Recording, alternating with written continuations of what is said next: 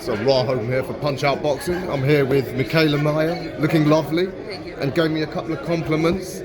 So I think they were compliments. Yeah, it was, yeah, for sure. Thank you.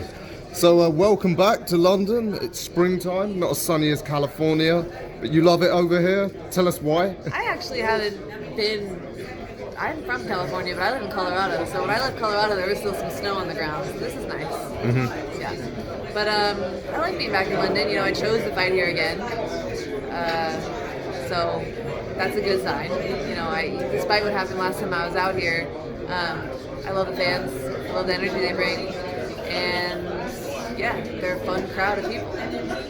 Yeah, growing up, I never thought I'd see the day when boxing in the US would have declined enough whereby American fighters want to come over here. But hey, I don't know how it wheel was back turns. in the day, but especially for women's boxing, you know, here's the thing. America's so big. There's so much competition for the media's attention, especially sports, because the biggest sports in the U.S. are the NFL, the NBA, and things like that. So here, I believe your guys' football, soccer. Real football, yeah. And boxing. So, you know, it only makes sense to kind of tap into the market that's already established here for women. Yeah.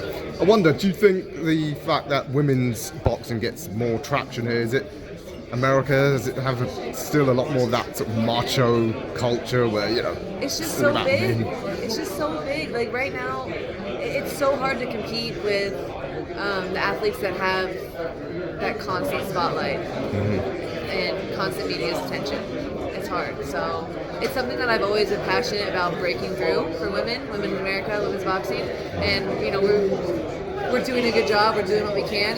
But like I said, in the meantime, it'd be silly for me to not come out here and sort of, you know, take advantage of like the fans that are already fully supportive of us. Sure. That said, even the men's game isn't necessarily thriving in America, is it? You don't really get full stadiums anymore. I don't know. I think the men are doing pretty good. It's just boxing's changing a little bit. I don't know. That's a question for a promoter. But anyway, we're glad to have you over here and in a hell of a fight. Much like Joe Joyce, the headliner, you're not messing around, going straight back into a live wire fight. You're looking to just jump, sort of catapult yourself right to the front of the queue for the lightweights by taking on CHRISTINA. That's what I feel like we should be doing at this stage in our career. You know, me and Joyce are both vets in the sport now. You know, we have a huge amateur pedigree. You know, we went the Olympic route, and now we're seasoned pros. And so we got to put on the fights. But no better time than now. We're in our prime, and that's with big risk comes big reward. And that's what I'm looking for in my career right now. I'm trying to get back on top. I'm trying to get back in position for a world title. And fighting easy opponents is not going to get me there. It's not going to give me the respect, and it's not going to put me in position. What do you make of CHRISTINA? That division, the two divisions, super featherweight to lightweight. There's a couple of fighters there that aren't in the world title picture, but arguably could be world champions. That's Delfine Persoon and Mikaela Hamadouche, you fought. And CHRISTINA's only lost to Katie Taylor and Delfine, so there's an argument to say she's the best contender available. Yeah, exactly. It was between her and Delfine Persoon, two of the best contenders available. Because that's what I want for my career right now. That's the only thing that's going to get me motivated. Like I need to be motivated. I feel like I'm the best boxer I've ever been. Like I'm boxing better than ever, despite having to take a step back in my career right now because of my loss. So I just want to prove that by taking on top contenders, which is CHRISTINA LINARDATOU and hopefully Delfine Persoon. I mean, Baumgartner should be taking on Delfine Persoon, but she took the easier route when she picked Mikaela to go for undisputed. So that's the type of champion she is. This is the type of fighter I am. I mean, obviously, after this fight, presume to come through it, you're going to be having one eye on the Taylor-Chantel fight? Yeah, of course. I wanted to get out there for that fight. I don't think I'll be able to, but definitely a great fight. It's not a fight where you can easily pick a winner. They're both really competitive and tough, and so we'll see who shows up that night. Not going to make a prediction yet. I really don't know. That's why I love the fight. It's because you just don't know who's going to win that fight. That's the type of fights that women's boxing is putting on. That's women are putting on fights like that. So it's awesome for the fans, and I'm a fan for this fight. Why do you think it is that women will generally take on those biggest fights, and we've got like 5 undisputed champs in the women's game. We have to. We don't have the privilege of sitting back after one win and $1 million payday and just posting and taking pictures of our belts. Like, we don't have the privilege of that. We have a lot to prove, and if we want the respect that we are asking for, then we have to put our ass on the line, make big fights. If we want the money that we're asking for, we got to do the same. We're in that transitional time for women where we're trying to close that pay gap, gain that respect, and we may never reap the full benefits of our hard work this era of women's boxing.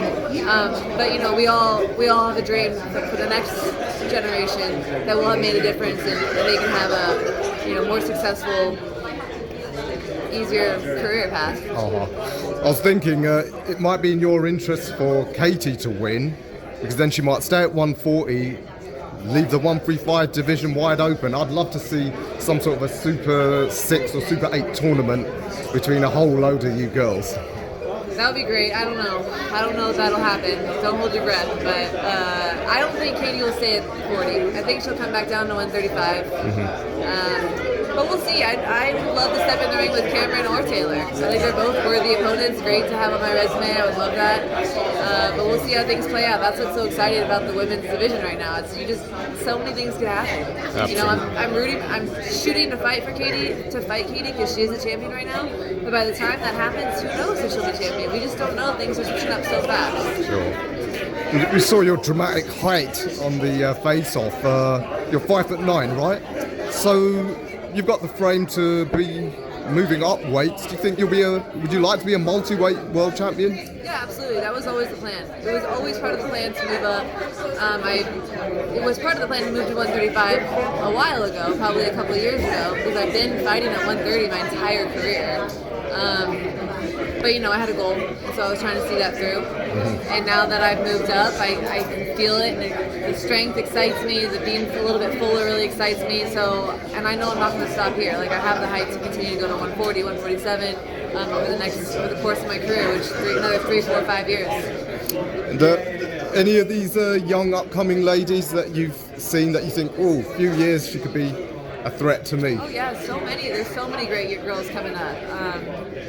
Your guys' girl, Caroline Dubois, obviously making a lot of noise here. She looks strong, she looks powerful, she's so young.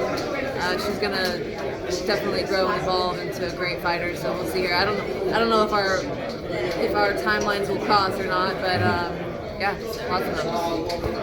All right, Mikaela, absolute pleasure speaking to you for the first time.